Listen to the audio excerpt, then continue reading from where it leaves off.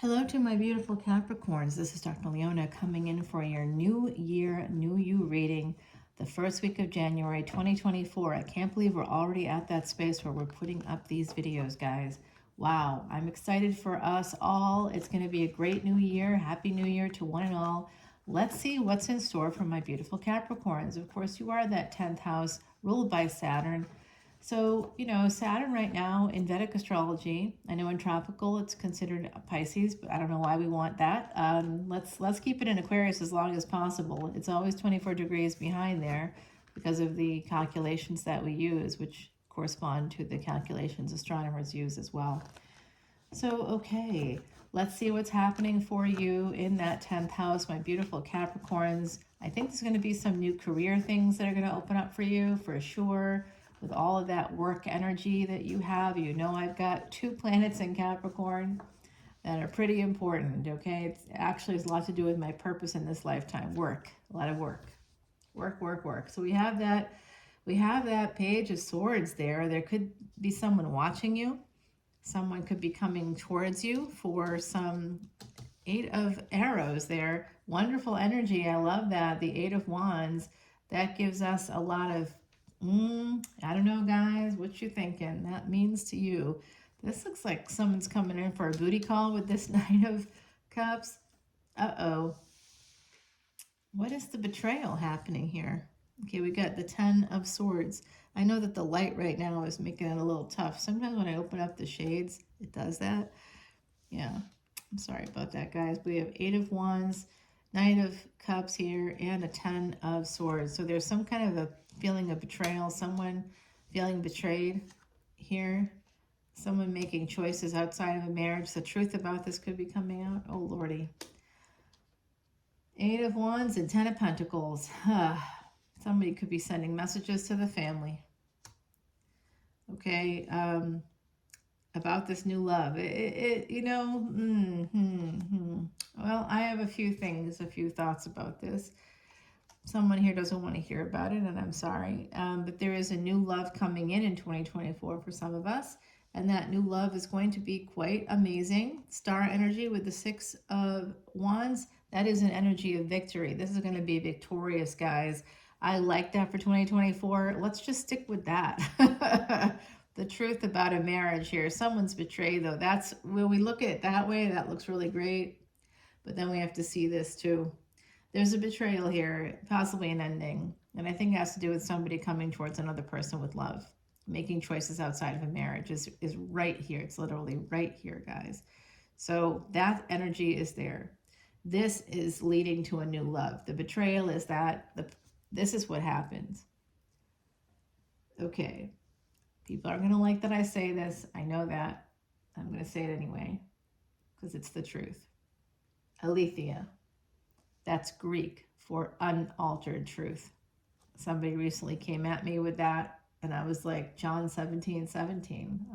Come on, I know the Greek translation. I read it. That's used in that passage about God's word is truth. So what's happening here, speaking of God's word and its connection to marriage, it's an interesting thing. What I think is happening for someone is that they fell in love. A one-night stand is a one-night stand, but this ended up not being a one-night stand. This was friends with benefits or some kind of a friendship where, like, once in a while maybe you two would get together and like it's almost like this relationship gets deeper over time with this 10 of Pentacles. It's like you get to know each other as like family, as at least you know their names. There's something here about someone falling in love. And there is that Knight of Wands. So yeah, I do think that this, So, ooh, that's interesting.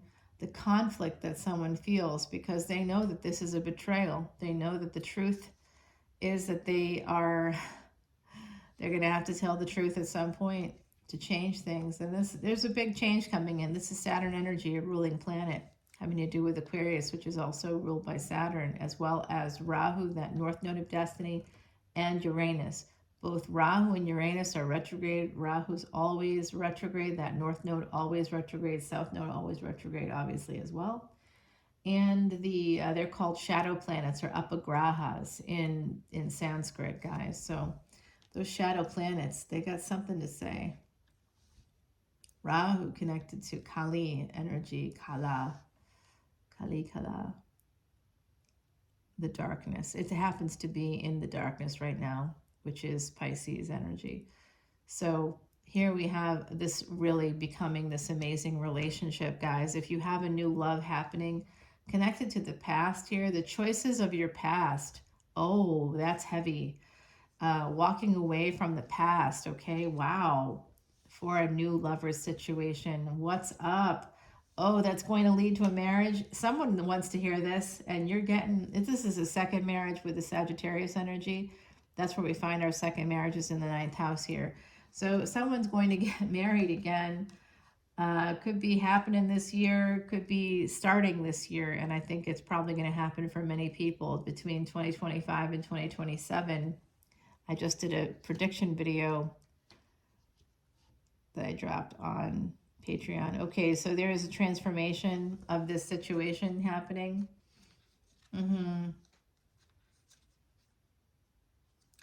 Two people coming together with the same energies here. There could also be a fight coming in with a spouse, the other person's spouse, maybe if they're married. Yeah. It could even be your spouse or a former spouse. Somebody just feeling blindsided by this relationship, not liking it very much, because we have a 7 of Wands here with a Queen of Pentacles, Queen of Wands, and a King of Cups. This is a third party situation for some of us in this collective. And 6 of Pentacles with the Ace of Cups. Someone here is talking about this with another person's person. It could even be that, I don't know. That's just a potential for very few people in the collective. Yeah, it's going to create some 10-10 energy here. It's going to create some burdens when they do that naturally. That's why they're doing it. Yeah.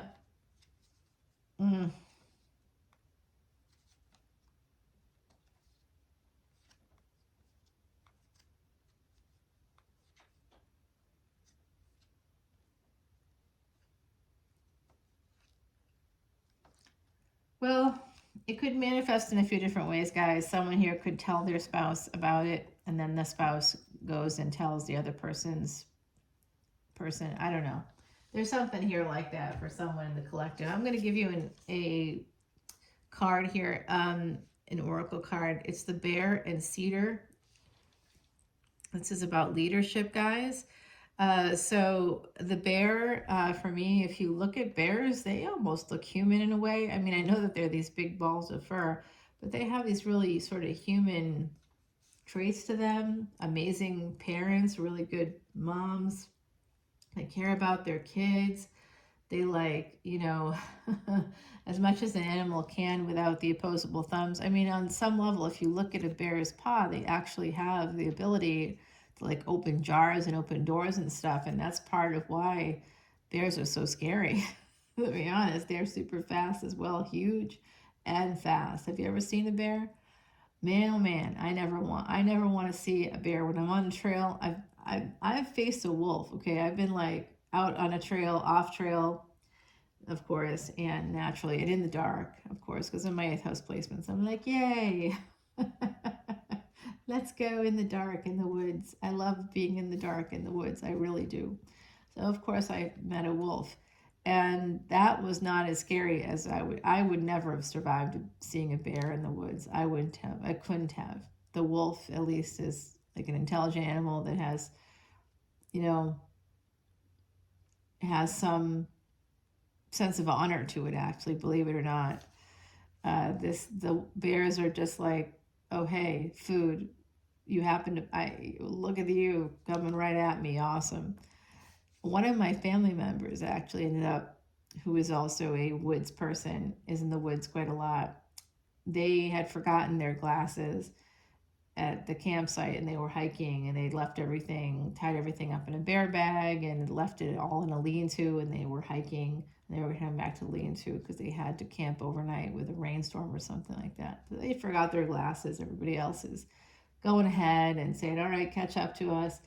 And in the meantime, they see someone, they think they had shared the lean-to with another group of campers, another couple that was there. You try to get out of the rain. So they think that it's like a human being, because bears can, I guess without your glasses, it just looks like a person wearing some dark colored clothing or something. Like they get closer and they're within about 10 feet of the bear when they realize it's a bear, not a person. And they're like talking to the bear, like they think it's the other. Well, it's not, they're like saying things, they're letting the bear know, hey, I'm here. And they didn't get their glasses is the bottom line. And they had to run like hell, which they weren't supposed to do. But they were luckily faster than the bear somehow.